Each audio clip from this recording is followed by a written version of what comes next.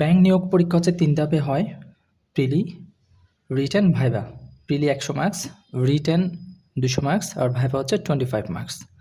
আর final result যেটা হয় সেটা হচ্ছে রিটেন এবং ভাইভা মার্কস যোগ করে, অর্থাৎ ২২৫ মার্কসে যে যত বেশি মার্কস পায় সে তত শুরুর দিকে থাকবে। প্রিলি হচ্ছে শুধু কোয়ালিফাই, অর্থাৎ বাছাই পরীক্ষা বলা যায়। এটা থেকে বাছাই করে ১০ থেকে ১২,০০০, যেমন এডিতে হচ্ছে আপনার ৫-৬,০০০, ৭,০০০ ওরকম রিটেন দেওয়ার সুযোগ পায়। আর সিনিয়র অফিসার এসব এক্সামে দেখা যায় আপনার ১০ থেকে ১২,০০০ রিটেন দেওয়ার সুযোগ পায়। আমি আজকে ব্যাংকের প্রিলি প্রস্তুতি নিয়ে আলোচনা করব। প্রিলি প্রস্তুতিতে একটা গোছানো প্রস্তুতি হলে প্রিলি কোয়ালিফাই করা অনেক বেশি সহজ।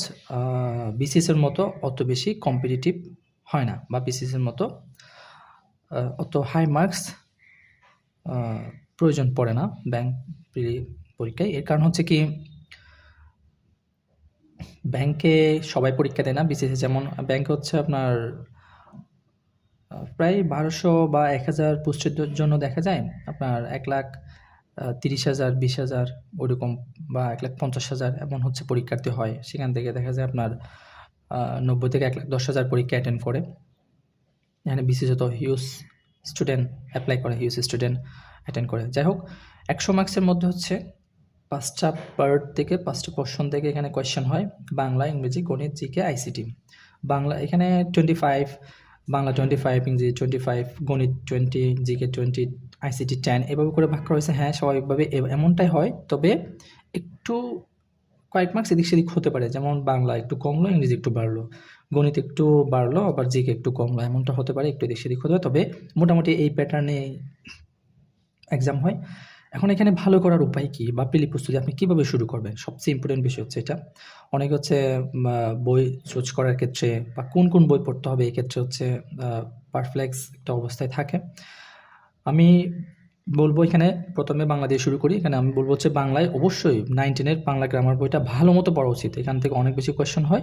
আমি পরবর্তী ভিডিওতে দেখাবো হচ্ছে বাংলা সেকেন্ড পেপার থেকে ব্যাংক এক্সামে, ব্যাংক প্রিলিতে কেমন কোয়েশ্চেন হয়, এটা আমি অ্যানালাইসিস করে দেখাবো। এটা অনেক বেশি ইম্পর্টেন্ট, মাস্ট পড়তে হবে এটা।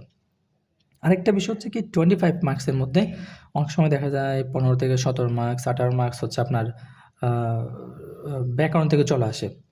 আর সাহিত্য থেকে দেখা যায় 5-6 মার্কস, 7 মার্কস, খুবই কম, অল্প মার্কস এখানে তারা ইনক্লুড করে সাহিত্য থেকে।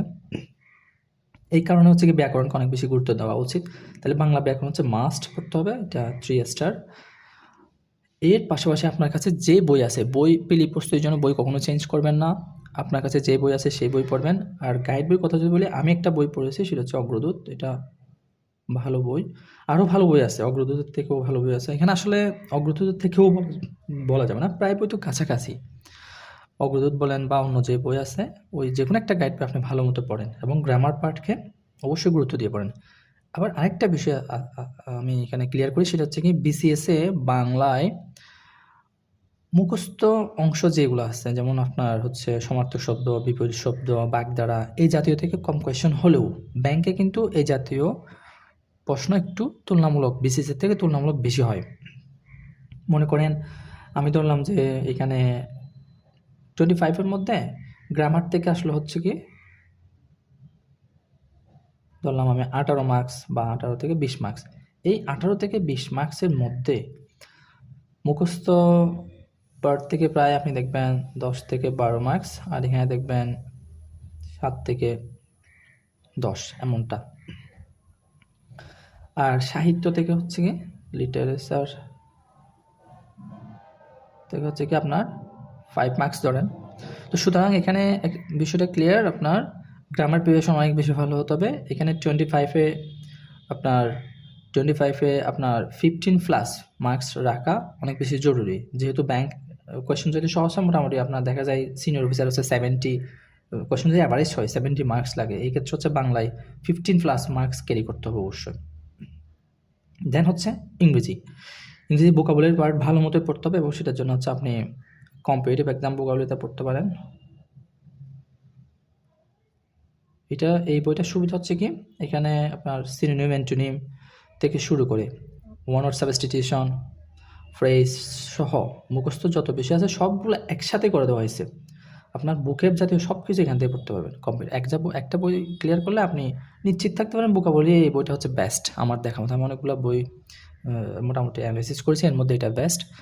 আর গ্রামার পার্টের জন্য সিলেক্টিভ কিছু গ্রামার সেটা মাস্টার বই থেকে আপনি পড়তে পারেন।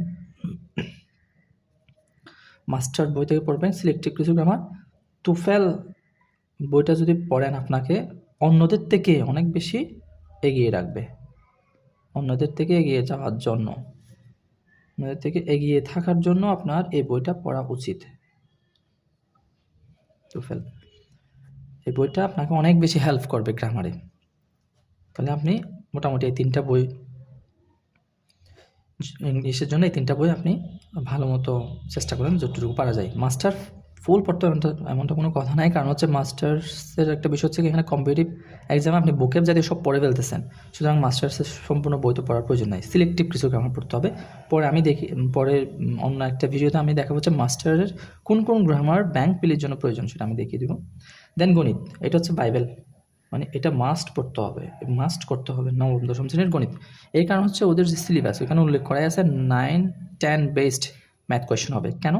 আরেকটা কারণ আছে, আপনি ব্যাংক প্রিপারেশনে প্রিলিতে যে সময় পাচ্ছেন, হ্যাঁ পাচ্ছেন, কিন্তু প্রিলি হওয়ার খুব অল্প সময়ের মধ্যে আপনার রিটেন হয়ে যায়। তার মানে আপনি রিটেন প্রিপারেশন নেওয়ার জন্য অনেক বেশি সময় আপনার হাতে থাকবে না, সুতরাং আগে থেকে আপনার গণিত প্রিপারেশন ভালো অবস্থানে রাখতে হবে, অন্যথায় আপনার রিটেনে ভালো করা সম্ভব না। 9-10 গণিত ভালো মতোই করতে হবে। আর যাদের ম্যাথে ভালো অবস্থানে আছেন, ম্যাথের বেসিক ভালো, তারা শুধু খায়রুলস রিটেন ম্যাথটা করলে হবে। এটা দিয়ে আপনার প্রিলি রিটেন দুটাই হয়ে যাবে। যেমন আমি এই কাজটা করতাম, খায়রুলস রিটেন ম্যাথ, এইটা দিয়ে আপনি প্রিলি রিটেন দুটাই কভার করতে পারবেন যদি আপনি ম্যাথে বেসিক ভালো থাকে। আর নবম দশম শ্রেণী এটা অবশ্যই। আর প্রিলির জন্য যাদের ম্যাথের বেসিক ভালো না বা প্রিলি ভালো না, প্রিলি এখনও প্রিপারেশন নিচ্ছেন, তারা প্রিলির জন্য একটা বই নিতে পারেন ব্যাংক প্রিলির জন্য। আমি ব্যাংক প্রিলির জন্য কখনো কোনো বই কিনি নাই, যেহেতু আমার ম্যাথের বেসিক মোটামুটি আলহামদুলিল্লাহ ভালো ছিল। আমি শুধু রিটেন ম্যাথটা করেছিলাম, এটা দিয়েই কাজ দিছে। এটা দিয়ে যা ব্যাংকে যে 5-6টা জব হলো সবগুলো হচ্ছে এটা দিয়ে, সুতরাং আস্থা রাখতে পারেন যে এই বইটা ভালো মানের বই বলা যায়। ম্যাথ গেল, এরপর জিকের জন্য হচ্ছে বেসিক ভিউ অনেক বড় বই। যাদের সাহস আছে এবং যারা আগে থেকে বেসিক ভিউ পড়তেন তারা এটা পড়বেন। আর যাদের এখন প্রিপারেশন নিচ্ছেন যে 23 বেসড বা সামনে যে পরীক্ষাগুলো হচ্ছে বেসরকারি ব্যাংকও কিছু পরীক্ষা, আপকামিং কিছু পরীক্ষা আছে, তাদের জন্য হচ্ছে আলালসটা প্লাস রুট জিকে মাস্ট।